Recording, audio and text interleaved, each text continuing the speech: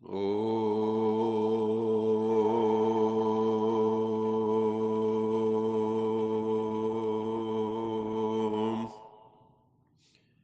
शांति।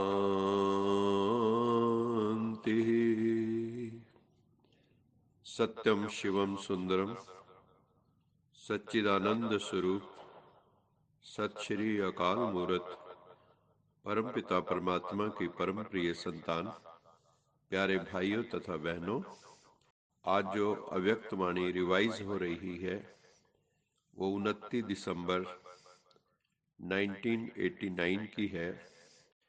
आज बाबा ने मुरली के अंदर कहा कि आज मुरलीधर परमपिता परमात्मा शिव अपने मास्टर मुरलीधर बच्चों को देख रहे हैं।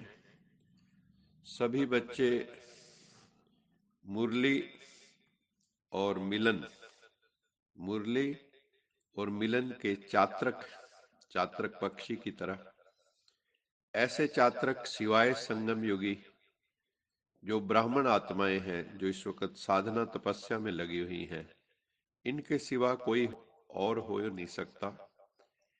ये ज्ञान मुरली और परमात्म मिलन बहुत ही अलौकिक है, बहुत ही न्यारा और प्यारा है।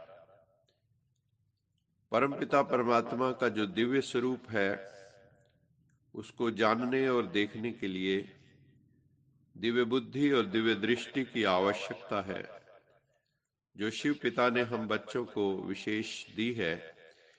इसलिए आप बाबा कहते हैं विशेष आत्माएं हो, विशेष बच्चे ही ये जान सकते हो मुझे और मिलन भी मना सकते हो।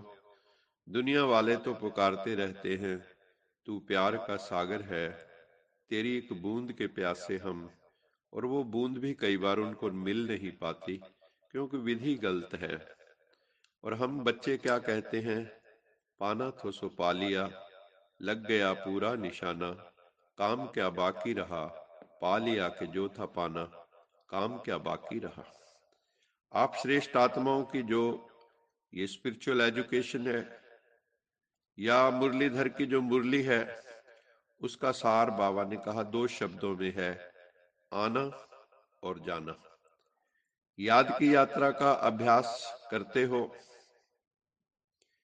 कर्मयोगी का अर्थ ही है मैं अशरीरी आत्मा, शरीर के बंधन से न्यारी हूं, कर्म करने के लिए कर्म में आती हूं और कर्म समाप्त करके कर्म संबंध से न्यारी हो जाती हूं। संबंध में रहते, बंधन में नहीं रहते। तो बाबा ने कहा ये सारी प्रोसेस क्या हुई। कर्म के लिए हम इस देह में आते हैं और फिर न्यारे होके सूक्ष्म वतन परम धाम में चले जाते हैं। तो ये आना और जाना हुआ। कर्म के बंधनवश हम कर्म में नहीं आते हैं, कर्म के बंधन के कारण कर्म में नहीं आते, लेकिन कर्म इंद्रियों को अधीन करके अधिकार से कर्म करने के लिए हम बच्चे कर्म योगी बनते हैं। कई बच्चे अभी भी किसी न किसी कर्म इंद्रिय के वश हो जाते हैं, फिर कहते हैं आज आंख ने धोखा दे दिया, आज मुख ने धोखा दे दिया, आज दृष्टि ने धोखा दे दिया, आज दृष्टि विकारी हो गई। तो बाबा कहता है ये परवश हो गए आप, और यही है धोखा खाना। धोखे की निशानी क्या होती है? धोखे की निशानी होती है दुख की अनुभूति होना। ज्ञान का सार क्या है?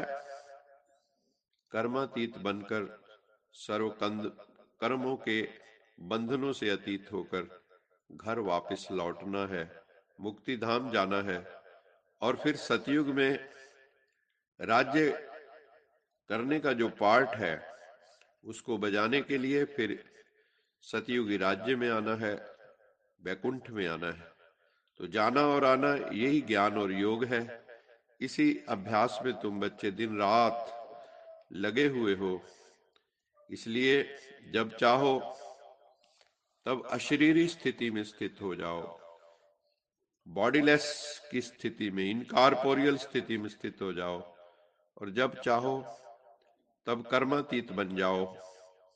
ये अभ्यास बहुत पक्का चाहिए।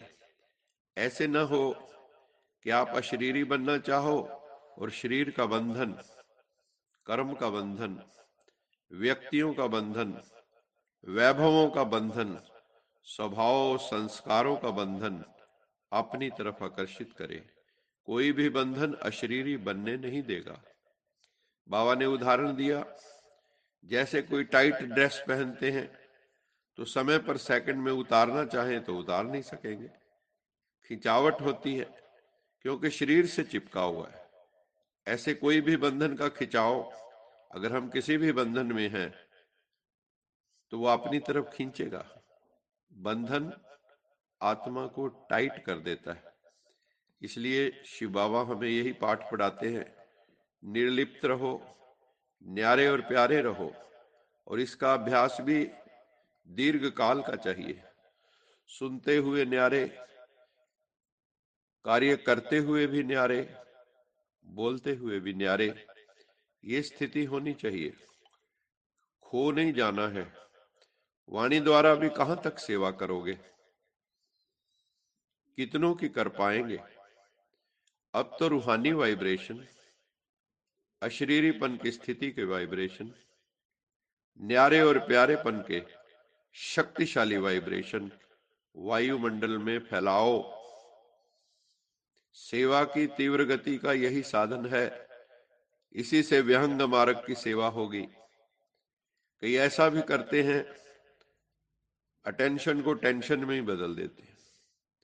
लेकिन बाबा ने कहा, अटेंशन को अटेंशन के रूप में रखो, टेंशन में मत बदलो। ओरिजिनल अभ्यास आत्मा को न्यारा होने का ही है। आत्मा न्यारी थी, न्यारी है और फिर न्यारी बनेगी।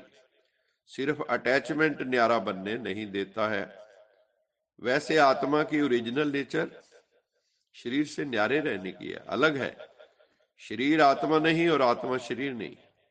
यहाँ आना भी अच्छा और जाना भी अच्छा है।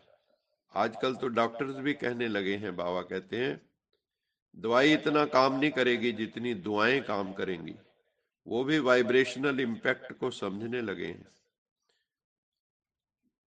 जो बात दवा से बन ना सके वो बात दुआ से बनती है। जब मुर्शिद कामिल मिलता है तो बात खुदा से होती है।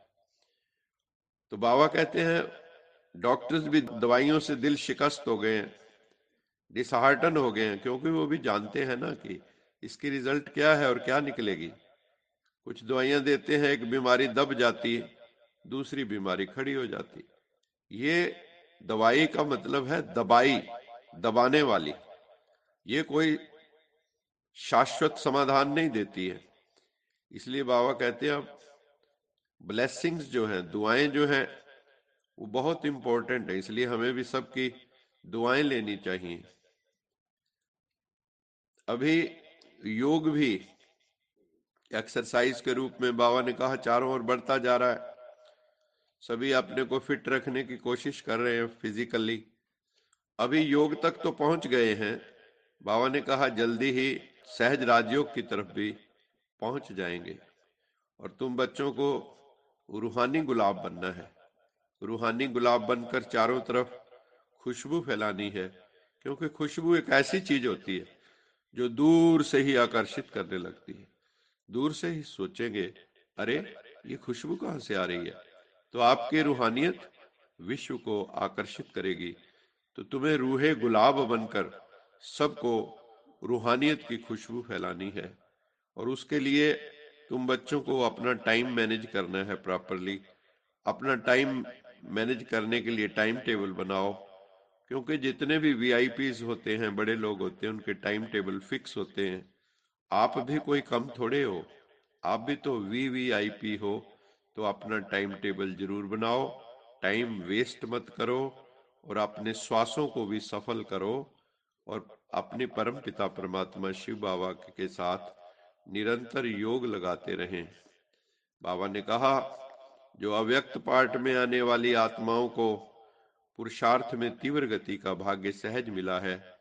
जब से ब्रह्मा बाबा का व्यक्त पाठ चला है, तो जो आत्माएं आ रही हैं उनको तीव्र गति का भाग्य मिला है, क्योंकि अव्यक्त पालना बहुत सूक्ष्म और शक्तिशाली है। इसलिए जो जितना चाहें उतना आगे बढ़ सकते हैं। यही समय है जो है last so fast, fast so first.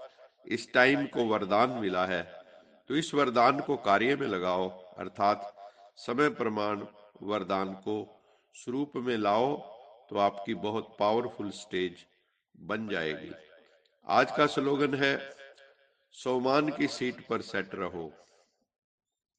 Self esteem, self respect. बाबा ने हमें रूहानी सोमान दिए हैं, हमें उसमें स्थित होना है। जब हम उस सोमान में स्थित हो जाते हैं तो बाबा कहता है सोमान की सीट पे सेट रहो, तो सर्व का मान, सबसे रिस्पेक्ट स्वतः ही मिलने लगती है। तो हमें सोमान में रहना है, तो सर्व का मान स्वतः ही प्राप्त होगा। अच्छा, मीठे मीठे सिकिले दे बच्चों प्रति माता पिता बाप दादा का याद प्यार गुड मॉर्निंग। रूहानी बाप की रूहानी बच्चों को नमस्ते। हम रूहानी बच्चों की रूहानी माता पिता बाप दादा को याद प्यार गुड मॉर्निंग और नमस्ते।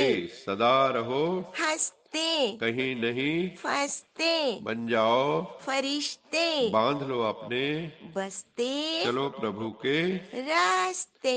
वाहिगुरु जी का खालसा वाहिगुरु जी की फतेह। बोल साचे दरबार की जय। जय।